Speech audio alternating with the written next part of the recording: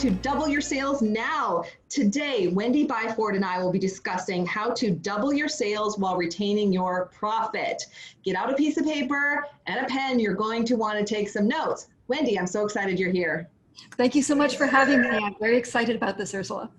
We're going to have a lot of fun, and a shout out to Rebecca Hall for making this connection and this introduction, because Wendy and I have had a lot of fun getting to know each other. And I think so much in this time of just difficulties and challenges out in the world, I really want our podcast, our show, to be a place where you can come and relax for a little bit, get some information, and we might even have a few laughs along the way. So I want to thank our listeners all over the world. We're so grateful for you. We're celebrating our 50,000th. We've had 50,000 downloads. So thank you all for continuing to listen. I know some of you are back on the treadmills. You're back in the gyms. It's very exciting. So you might not have a pen there, but I'm glad that small businesses are opening up again. And I'm so glad you're here. And if you're having a tough time in your business, know that we want to support you. If there's anything we can do, please remember to email us at contact@salescoachnow.com. It also is Suicide Prevention Month, and I just want to make sure you know we have in the show notes the 800 line. It's a time when mental health is very important, and a lot of suicide hotlines are up 1,000%. And my family, I've shared this on the show before, has been touched by suicide and other things. And it's something that's near and dear to my heart. And so we're with you. We support you. If you need help, definitely call that line and get the support that you need. And in business, we want to support you in all ways.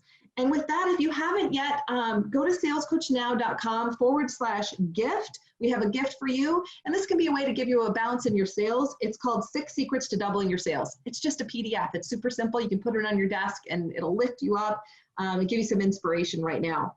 Also, because you're a podcast listener, you get a special investment price point to come to Sales Camp. So if you haven't been to virtual sales camp yet, it used to be in person, shoulder to shoulder. Now it's in person on Zoom. So come and play with us.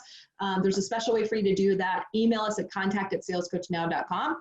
If you are over 100,000 in revenue, we have a new program for you. It's called our 2X Intensive. I'm over the moon excited about it. We just put it out into the world, and we have clients who are joining us for it this month.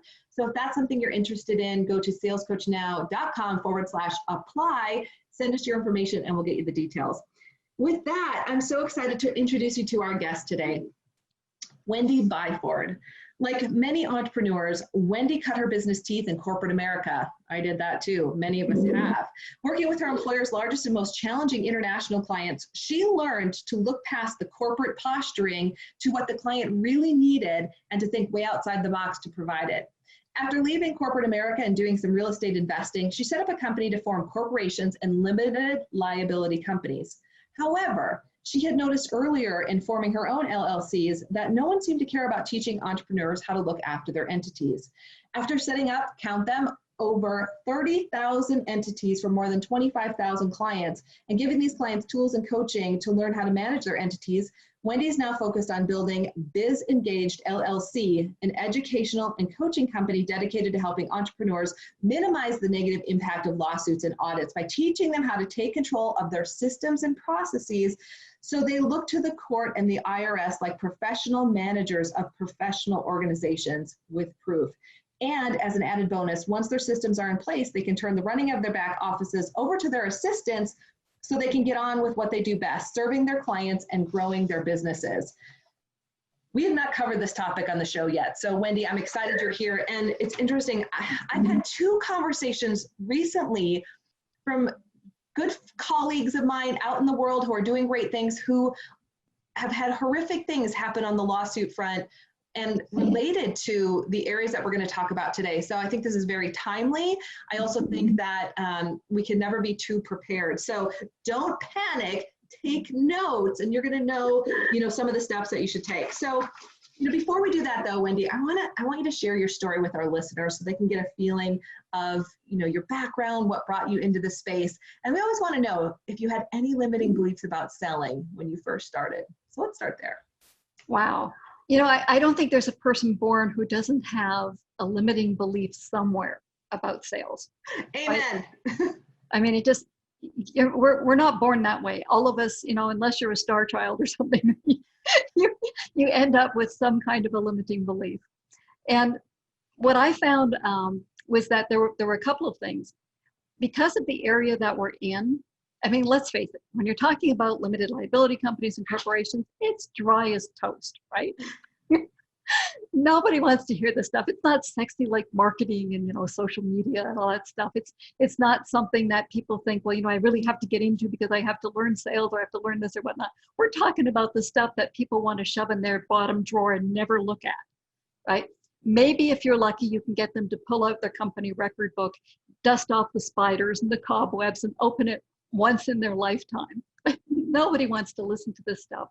And part of the limiting belief wasn't around the fact that I couldn't sell. What people kept telling me was, you can't sell this. Nobody wants to know about this. Everybody wants to ignore this. And I kept saying, but people need to know this. Horrible things are going to happen if they don't know this. And so after the last go round, after arguing with someone for, it must have been like 4 or 5 months, that this is what I was going to sell, he finally just kind of threw up his hands and said, okay, go out there, shoot yourself in the foot, do whatever you want. And so we had to sit down and take a look at the fact that our sales funnel wasn't cold, it was ice, right? Nobody knew about this, nobody cared about this, nobody wanted to know about this, and yet the topic was so important and getting more important by the month. Because think about this, the economy is down, right? There's all of the things that have happened with all of the businesses who are going out of business, all of those things, the economy is down. The company has been giving away, or the government has been giving away money hand over fist. So your taxes are down, we're giving away money. And so what's the IRS going to be doing for the next little while? It's going to be looking for money, right? So where does the IRS get money when you say you don't have any, right? They audit. And so what you're going to find is that if you're not prepared for one of these audits, bad things can happen. And we wanted to be able to prevent that because there are simple things that you can do. And I'm not equating simple with easy, all right? There are simple things that you can do to put yourself in a much better position so that A, if you end up in court in a lawsuit, the court doesn't come along and say, hey, you're not running your business properly. You're just pretending that your business isn't even there. So we're just going to go after everything you own, right? That wonderful protective wall you thought you had with your company, that's gone, right? We'll just go after everything you've got. Or if you're in an audit, the IRS says, you don't have a business. You're not running this like a business, right? So all of those wonderful tax benefits that you got, all those losses you took, all those things, gone. So we wanted to put people in a position where this wouldn't happen to them. And we just kind of stuck to our guns and said, people need to know this. And I'm going to keep on this path until I can get people to understand how important it is and what they can do to put themselves in a much better position. So that was kind of the one limiting belief, not that I couldn't sell it, but that people wouldn't want to know. The other thing, of course, is that, as you know, Ursula, we all have our ceilings, right? Of what it is that we think that we can sell and what we think we can't sell. Mm-hmm. And so an interesting test of this, I think is probably a better way to put it, was we did a course. We created a whole course around what people needed to know. And we put it through a beta in July. And I had the best students that you could ever ask for. I mean, if the universe could have rounded up the best 37 people in the world, this would have been them. Wow. And it was a great beta. We got wonderful feedback. We got great testimonials. Everything went really, really well. We recorded everything. We did our Q&As and recorded them. Everything was wonderful. Got terrific feedback. And I kept in touch with these people. And so my thought was, well, we're going to have this course and I'm going to sell it by webinar, so that we do webinars, some of them live, some of them recorded over a period of time so that we can get this information out to the world. And in working with that beta group, what happened was that I had an epiphany, if you like, one of those things that happens when you're not expecting it. I found that the students, as I kept in touch with them, kept hitting these kind of roadblocks, these little speed bumps. So they'd be going along and they'd hit this and go, bump. Okay. I tell them how to get over it. We kind of push them gently over it. Great, they'd go running again, and then they hit this speed bump, like bump. Okay, push them over that one. And this kind of was going on for a little while. And I thought, if people just take the course, this isn't going to help them because they're going to hit these road bumps and they're going to stop, right? Because the information isn't so engaging that it's like reading a novel. You're just going to keep going, right? You're just going to stop. So this needs to be a coaching program using the course as a base, as a foundation.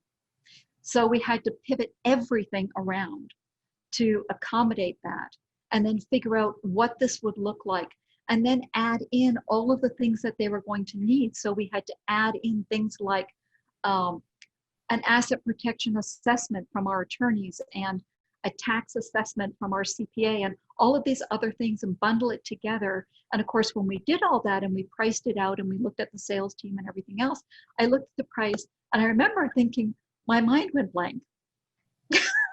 And I was like, my thought was, is this a limiting belief? And then I thought, you just got to bite the bullet and do it. Because if you let it stop you, then this doesn't get out to the world, and the people who need it don't get helped. And I've fought so long and so hard to get this out to people that I'm not going to let this stop me. And so we just set the price point and said, this is it. We're moving on. So when you ask about limiting beliefs, yeah, there were a couple. And it was just one of those, being maybe too boneheaded to listen to them or whatever. But I think it was, well, I want to unpack. You just shared a lot, and I want to make sure we unpack this, because I think that many people can relate to your limiting belief that people aren't going to want what we have. At the same time, when they hear your story and what you had to overcome, it's going to help shift their belief that, well, what I have to sell, there's other evidence out there, people are already selling it. For most of us, there's other people selling what we're selling. For you, you were really pioneering a new area. But your passion, we talked about this on your telesummit, your passion, your purpose, your why was greater than any of your limiting beliefs. So you kept going. Interesting about your, the pricing limiting belief too, because at the same time, there must have been a part of your brain that said, at the same time, the value that we're putting into this and the return, because the return is keeping people financially healthy, right? And not being audited and not having to go through, I don't even want to know all the places and things that could happen. So yeah. The potential return, the value was so high. And again, it sounds like your purpose, your why, that why you're on the planet, why you're doing this won out. Do you want to talk a little bit about that and how important your purpose and your why has been to set pricing, to keep going, to keep selling? It has been just, it's interesting because I'm very blessed. My husband and business partner have been so supportive. My business partner is a CPA. My husband does a lot of the technical stuff in the company, and they've been very supportive. My husband kept saying, you don't understand the value of what you're bringing to the marketplace. And I actually had somebody else sit me down and say, what would happen if somebody went into court and they looked like they weren't a professional business? And I said, well, they'll get their corporate veil pierced and people can then go after everything. So if the judgment is bad, instead of containing it in those steel walls of your LLC, people are just running rampant all over your house, your car, your savings accounts, as well as everything in your business, and you could end up bankrupt. And he said, so what do you think that's worth? and again, my brain stopped. It was kind of like, yeah, a whole lot of money. So once you, as you say, once you've got your why of, look, I don't want this ever to happen to anybody. I don't want anybody to go into an audit feeling unprepared, feeling nervous. I want people to go into these situations going, look, if it goes against me, I'm still in command. Yeah. I still have everything, set up so that it's not a problem. I've been audited. And And it was, I mean, it was absolutely fair. I say it's absolutely fair because it went for about 30 minutes because we had everything in place. Literally everything the auditor asked for, down to the posters on the wall for the employees. I had my bookkeeper there. I had my CPA there. Everything that she asked for was in a folder on a desk that we cleared. And yet you better believe it, we cleared the office. We cleaned that sucker. We sent everybody else home. We kept the bookkeeper and the CPA, and the audit literally took 30 minutes. And she said to me, look, you guys are doing a great job. She said, I have the authority to go back 3 years and I could have done that if you didn't have everything prepared. But she said, you guys are just awesome. You know exactly what you're doing. And you could tell from the moment she walked in that she had audited home businesses before, because as my CPA liked to say, you have an office home, you do not have a home office.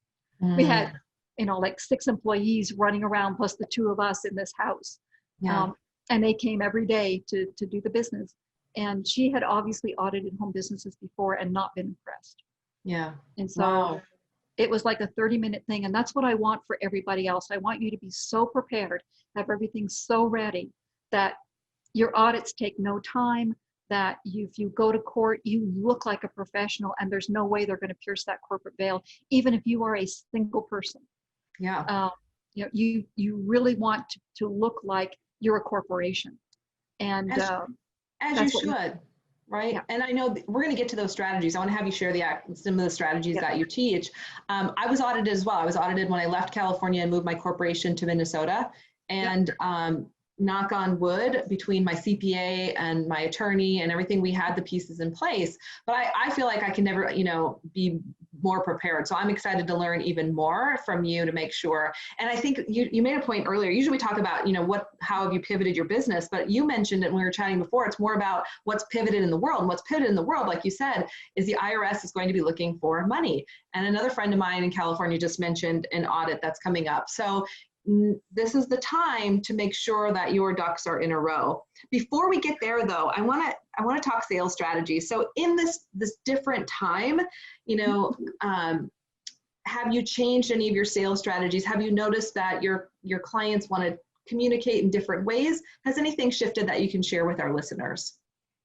So our clients, to a large degree, have come to us, been referred to us and whatnot. So we've not done a lot of, a tremendous amount of marketing. In this new business that we're bringing up, of course, everything's changed. And I was kind of thinking through, how are we going to deal with the course? And the course, and I had done, a couple of sales funnels to just kind of do proof of concept stuff. And we sold enough that I said, okay, well, there are people out there who really want to understand what's going on. And so yeah, let's keep going with this. And I thought, well, we'll do a series of webinars, and kind of like we did with the beta course. And that's how we're going to sell the final version. And then listening to my clients and having to pivot that into a coaching program and into a higher price coaching program, because we're building in attorneys and CPAs and all that sort of stuff, made me take a step back and say, okay, so what am I doing now? And there was something that Russell Brunson said from ClickFunnels. He said, when you're trying to bring together your brand or whatnot, you want to put people around you that can help you with that story. And he mentioned doing a summit. My first thought of doing a summit, honest to goodness, was, yeah, right. My next lifetime. Yeah, my next lifetime, I'm going to do a summit, because the amount of work involved is just incredible. You have no idea. This is just, it takes so much effort to do this. And I thought, no, I'm not going to do that. I'm going to do something else. But the more I thought about it, the more I thought, if I'm going to bring value to my clients, my potential clients, my current clients, I need to have people understand that there is a holistic way of looking at this LLC. You set this LLC up for a reason. It's for a business. And so there's a holistic way of looking at this. There's an owner foundational part of things that you need to think about even before your business starts. And there's an LLC foundational part that you need to be thinking about. And then there's a business foundational part that you need to be thinking about. And we can put all this together in a summit with some wonderful speakers like you, Ursula. And I was so happy to get you on the summit, because you are an expert in your field, in that field of sales. That's so few people talk about with the intention of making it foundational. And of course it is. And so we thought, okay, now might be the perfect time, because there's still a lot of people working from home. There's still a lot of people who are, a little bit bored with what they're doing. And so maybe they'll take some time out to listen to these speakers on the days that they're released. And of course, if you can't, it's no problem. We have a VIP pass, so you get unlimited access to all of these fantastic speakers. But it's one way of bringing everybody together around this topic in a holistic way that I hadn't thought of before, quite honestly. So I bit the bullet, big time. But two things that I learned in corporate America: automate everything you can and outsource everything you can. And so I brought on an absolutely fantastic team to help me with the launch. And they are worth their weight in gold, honestly, to bring this great experience to people. And it's something that I hadn't thought of before. And I think partly it was a result of the pandemic, because people are at home. They're much more likely to be watching this sort of stuff. And I think the other thing was that just trying to figure out the very best experience to give people around this topic, the whole idea of this summit was born. And we're, if it goes well, we'll probably do this every year. Mm-hmm. Interesting. Yeah, of course. Well, seems like it's going well so far. And I think you made some great points. I mean, you prepared for it, you found the right team, all the things that as business owners, we learn by not doing. So, yeah. And you brought something up interesting too about what Russell Brunson said in terms of surrounding yourself with people who can add to this conversation and can be part of your community. And I think in this time of the pandemic, I know in my own business, and we've talked about this in the show, there's never been a more important time to be connecting with new potential strategic partners or people that you can be doing business with together, just people that, are like-minded who support you. So I think that's a great reminder for all of our listeners, like, who are you connected to? And interestingly, so many of the contacts that the people that have shown up to do events with and that I've done with during the pandemic were people that I got to know during the Great Recession. I believe that great relationships are born during times of crisis, right? And those relationships last forever. So it's just another reminder, listeners, to reach out to those people you've thought about partnering with and figure out how to support each other right now. Yes. I want to make sure we have time to talk about the strategies, some of the strategies you teach your clients, because I'm sure some of my clients right now and some of our listeners are like, tell us, like, what should we be doing? Okay. You're an expert in teaching people how to really manage their LLCs in a way that keeps them safe and just in their corporations in general. So take it away. What do you want to share with us today? Okay, I'll share with you a couple of things, kind of broad categories of things to look at. When you go into a court or you go into an IRS audit, you absolutely need to look like a professional. And so going in with a shoebox full of receipts and a spreadsheet of your costs, it's not going to do it, guys. I'm sorry. You're going to look like an amateur, and the IRS is going to jump all over that and say, you don't have a business, you've got a hobby. And the court's going to look at it and say, nobody in his right mind runs their business this way. So some things to keep in mind. Documentation is really important. Now, I know all of us hate it. Believe me, I know all of us hate this. But there is a saying, he who dies with the most documentation wins. I'm sorry. So, especially when you're dealing with the IRS. So what you can do, and this is a wonderful change with the IRS a little while ago, is that the IRS will accept electronic copies. And so, you can hire a high school kid for like less than $10 an hour to do scanning for you. Scan in everything that you get on paper, your invoices, your receipts, everything. Put them in a series of folders in the cloud so you've got them. And label these folders by month and by year. So just do it. Just get your high school student or whatever to do this. Anything that you already get online for monthly payments on software or whatever it is, put them in folders in the cloud so that you've got those. And then have a to-do folder that you put things into for your bookkeeper. So your bookkeeper will then pull things out, will do them and put them into the correct folder so that you've got professional books. Now, when you get audited and the auditor looks at your stuff and says, what's this? You can just say to the bookkeeper, what month was that? Okay. Go into the cloud, find that invoice, bring it down, show it to the guy and say, here, this is what it is. Now, that's going to do two things. First of all, it will impress the daylights out of them, believe me, because no small business person can ever find anything, right? And then the second thing that it'll do is it'll show him that you're so organized, it probably isn't going to make sense for him to keep asking for this stuff because you've got it, right? So it's one of the ways of stopping the audit from bleeding over back a number of years because you've got the documentation. So get that started now, and then when you have the time, find stuff and then go backwards, okay? And build up your online folders. And it's a simple thing to do, but it's really important because I'll tell you, if you start fumbling around, there's some people that I have heard, some CPAs that I've heard say, just be as messy as you possibly can. Then when they ask for something, keep looking at it and keep looking at it. And then, you know, when they say, you know, if you got it, just say, oh, no, it's here somewhere. And then they'll forget to ask you to come back. No, these guys are going to be relentless. And they're just going to see that you're totally disorganized. And that's not what you want to show them. You want to show them that you are incredibly organized. You are a professional business person. So that's one thing to do that's very simple, right? Doesn't take a lot of time. And hey, you can give a job to a high school kid. What could be better? Okay, next thing is make sure that you document all of your legal, tax, and financial decisions that you make. Now, I know nobody wants to write resolutions and nobody wants to write minutes, but I'm sorry, in a professional business, you document every important decision that you make. It's the way that business runs. And if you don't do that, even if it's just you, right? If you don't do that, then you don't look like a professional.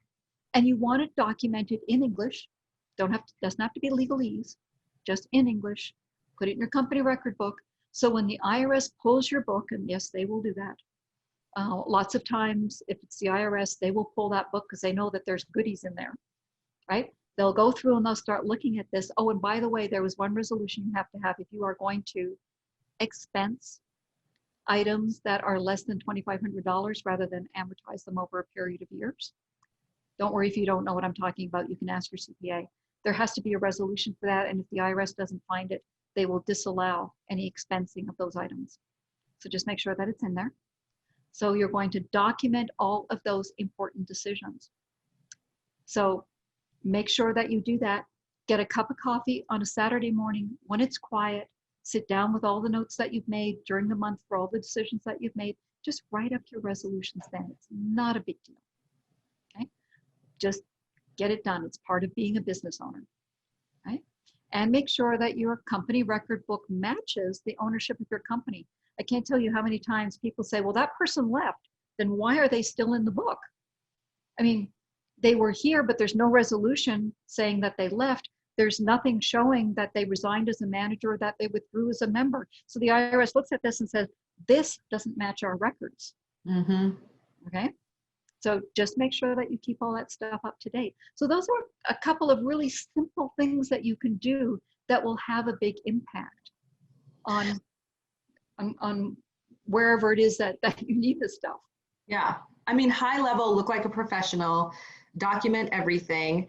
Let's talk about the resolutions really quickly, because I could kind of feel, and even I was thinking, like, we make so many decisions. Like, I feel like as the CEO of my company, all I do is make decisions every single day. Yep. And I'm a little bit OCD, so I could see myself taking this even more to the extreme. And, you know, we have a process now that we follow to keep track of these, but I wouldn't say I do it at that extreme level. How do you know which decisions, give us, like, what's your formula for that? Okay, so we have a checklist, actually, okay. that I'm happy to give to your people, absolutely, and a blank template for doing the resolutions. And the checklist, you just go down the checklist, right, and see what it is that's on there. And if it's in the checklist, then you know that that's your starting point. Yeah. And also on the other side of the checklist, it kind of tells you what kind of details you should be capturing. Now, in our minutes package, of course, we have detail sheets where they can just enter all the information, but you kind of get used to what it is that you need. And so you can just keep a little notebook and you just jot everything down at the time that you make the decision. Now, there's something that a lot of people don't know that I'm going to share with you. And that is that The IRS cannot argue in a court that you didn't do something at the time you said you did it if you've got proof that you did. Now let me explain that to you, okay? So let's say, as an example, that you keep a driving log, okay, because you charge mileage to the company, let's say. So you get in your car, you turn the key, you take out your little book or your electronic device, and you type in what the mileage is, you type in, you know, where you're going, who you're going to be with, what the purpose is, etc., and you put that away. You go to your meeting, you come back, you turn off the key, you take out your little device or your book, and you write down your ending mileage, right? The IRS cannot say that you didn't do it at the time that you said you did it. Okay? They can't argue that. They're not allowed to argue that. So let's say that you've got a little notebook, like we don't have an electronic app, we've got a little notebook in the car, sure. And yeah, it gets coffee on it and all the rest of it, but we've got this little notebook. So when we make those notations, the IRS cannot say that we did not make those notations at the time that we did. Got it. So if you've got a little notebook where you're making your decisions and you kind of scribble down a few details so you know when you're doing your resolutions what you're going to put in there, and you date it, the IRS can't say that that didn't happen at the time that you said it did, or that those details are incorrect. They can't, because it's contemporaneous with when you made the decision. It's not a month later when your brain might be foggy. It's actually contemporaneous with when you made the decision. In that moment. That's phenomenal. We could talk all day, but I want to thank you for giving us those great gems, because our clients, I mean, and our listeners, this is not to scare you. Let me be clear. This is to make sure that you start to take those steps to protect your business. Wendy, I want you to tell us a little bit about the telesummit coming up, your 7-figure foundation, how to set up your LLC for, what's the last word? Success. Success. Yes. What did I say? But for success, how do we register? What's going to happen? And we're also going to have it all in the show notes. So what do you want our listeners to know? Okay, so this is going to be taking place October 26, 27, and 28. And there'll be 7 or 8 speakers every day. So we'll open up the day and we'll have all of those speakers there for you. So day 1 is your Owner's Foundation. We're going to be talking about all the things that you should have been thinking when you started your business. Maybe you thought of some and didn't think of others, and you might have to do a little bit of rewind. No problem. Just go listen to these wonderful speakers and then, you know, take some notes so that you might have to do a little bit of cleanup. Day 2 is going to be your LLC foundation. That's when we're going to be talking about all of the dry stuff. But strangely enough, the attorneys that we have look great on camera. They really do. They did an awesome job. And then in day 3, we have our business foundation, and that's where Ursula is going to be speaking, and a number of other people, about the sales and marketing side and pricing side, you know, the part that's on your head of your business. And so all of that's going to be October 26, 27, and 28. To sign up, you're going to get a link from Ursula. So Ursula is going to be providing you with a link. And the reason why it's really important that you sign up with Ursula is that when you buy a VIP pass, then 10% of that money is going to go to Ursula's charity. So we're rooting for Ursula's charity. We want to make sure that all charities, you know, they're hurting so much right now. We want to make sure that they get a really good boost. So when you buy a VIP pass, it's not going into some nameless corporation and they're going to use the money for whatever. We actually, when we send money back to Ursula, 10% of that we hold back and send to her charity, because that is so important. And also we're giving 10% of everything that we make to charity as well. So we're rooting for the charities in this one. We really want them to do well. So you're going to look for that link from Ursula. You're going to sign up under her link, and then we'll see you all at the summit. And as I said, this is going to give you a holistic view of your LLC, all of the things from those 3 perspectives in those 3 days. And of course, if you have a VIP pass, you can watch those speakers over and over and over again to your heart's content whenever you wish. Wendy Byford, this has been so much fun. Thank you for being here. And to our listeners, we chose one of our charities that's near and dear to our heart. I was on the board for a long time, so it's a shout out to Inspire Life Skills. You can learn more about them. They help youth who age out of the foster care system go to college. And some of you know some of the people there, and we're just excited to support them and their continued growth. And we just really love them. So thank you for supporting them. And I love this. We're supporting both small businesses and charities, as we love to do at Sales Coach now and double your sales now. So Wendy, thanks again. We appreciate, we love having you here. Real pleasure. I've had a great time. Thank you so much to all of your viewers. I really appreciate your listening. Yeah, our pleasure. And to our listeners all over the world, we support you. If there's anything we can do for you, if you think of a show topic that you'd love to hear, even a solo show topic that I would just do, please send it to us at contact@salescoachnow.com. That's it for now. We'll see you next week. Bye, everybody. Bye-bye.